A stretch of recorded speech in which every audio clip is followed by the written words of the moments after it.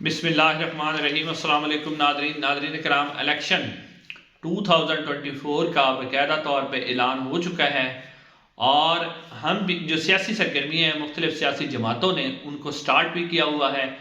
اور سیاسی سرگرمیاں چل بھی رہی ہیں۔ تو پاکستان کے قومی اسمبلی کے جو مختلف حلقے ہیں ان کی تفصیلات ہم اپنے چینل پر آپ کی خدمت میں پیش کر رہے ہیں۔ ناظرین سے گزارش ہے کہ ہمارے اس چینل کو ضرور سبسکرائب کریں، کمنٹ سیکشن میں اپنی رائے کا اظہار ضرور کریں، کیونکہ آپ لوگ جس حلقے کا ہم ریویو دیتے ہیں یا جس حلقے کے اوپر ہم اپنی جو آپ کے سامنے تفصیلات رکھتے ہیں، انالیسس دیتے ہیں، کوئی تجزیہ کرتے ہیں، تو اس کا یہ ہوتا ہے کہ آپ لوگ کیونکہ حلقے کے اندر موجود ہوتے ہیں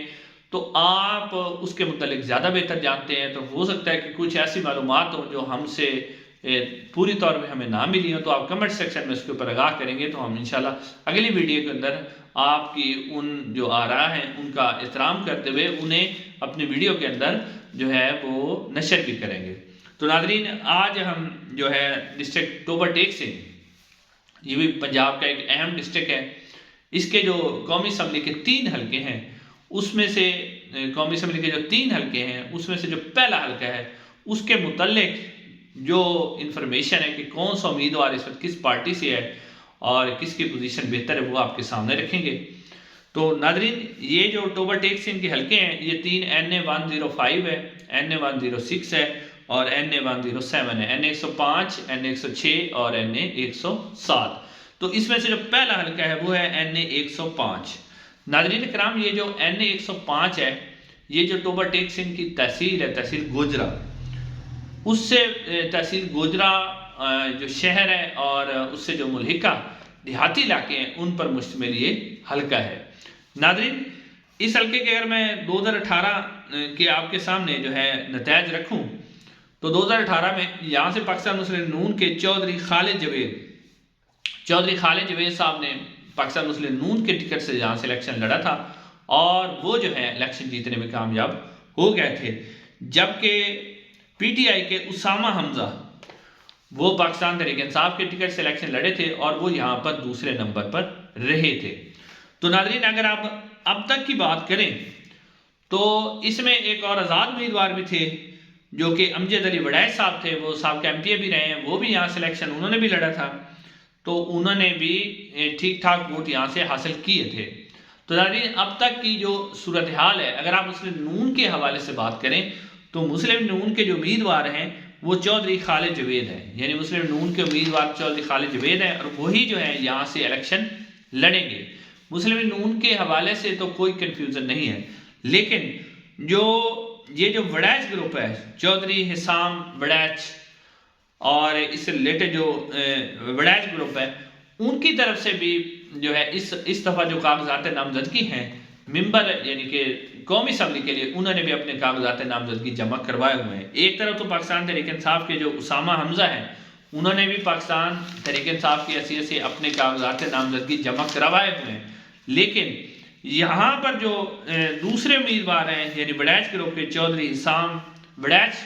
وہ بھی چاہ رہے ہیں کہ پاکستان تحریک انصاف انہیں ٹکٹ دے، یعنی اس پر نون لیگ کے لیے تو کوئی اس حلقے کے اندر مسئلہ نہیں ہے، ان کے امیدوار فائنل ہے، ان کا ووٹ بینک بھی جو ہے وہ موجود ہے۔ ٹھیک ہے، اب جو پی ٹی ایم کی حکومت تھی اس میں ناقص کارکردگی تھی جس کی وجہ سے مسلم نون کے ووٹ بینک میں کمی آئی ہے اور پاکستان تحریک انصاف کا ووٹ بینک جو ہے وہ حیران کن طور بڑا ہے۔ اس طرح اس حلقے کے اندر بھی پاکستان تحریک انصاف کے ووٹ بینک میں اضافہ ہوا ہے، لیکن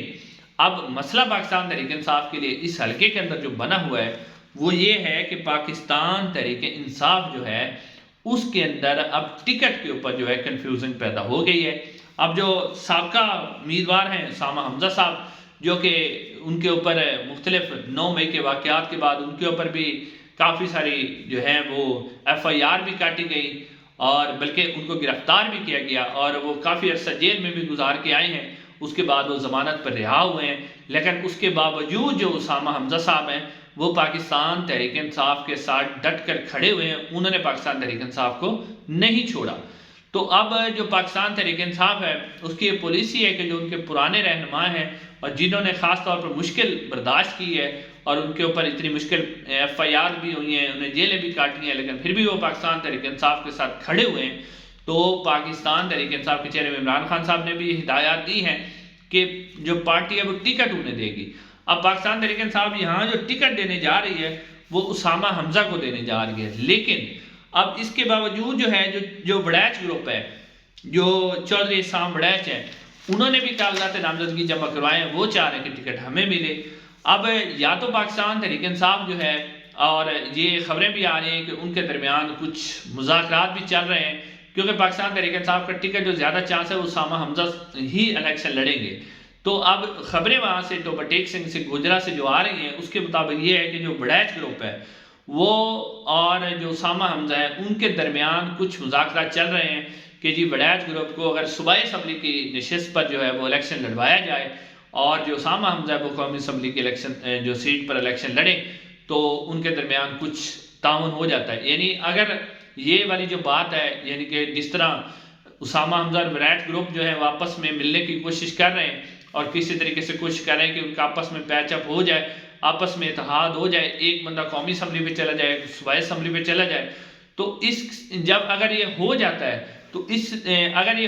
پھر پاکستان تحریک انصاف یہ والی جو سیٹ ہے وہ نکالنے میں کامیاب ہو جائے گی۔ حالانکہ پاکستان مسلم نون کے بھی جو امیدوار ہیں وہ بہت مضبوط ہیں، لیکن اگر پاکستان تحریک انصاف اور وڑیچ گروپ کے درمیان، کیونکہ اس وقت پاکستان تحریک انصاف کے ساتھ جو نوجوان ووٹر ہے وہ کھڑا ہوا ہے، شہری علاقوں میں پاکستان تحریک انصاف کا بہت زیادہ ووٹ بینک ہے، اب تو دیہی علاقوں میں پاکستان تحریک انصاف کا ووٹ بینک ہے۔ تو لگ یہ رہا ہے کہ اگر پاکستان تحریک انصاف اور وڑیچ گروپ آپس میں مل جاتے ہیں تو پاکستان تحریک انصاف یہ سیٹ نکالنے میں کامیاب ہو جائے گی، لیکن اگر پاکستان تحریک انصاف اور وڑیچ گروپ کے درمیان جو ہے کوئی اتفاق نہیں ہوتا کسی بات پر بھی، اور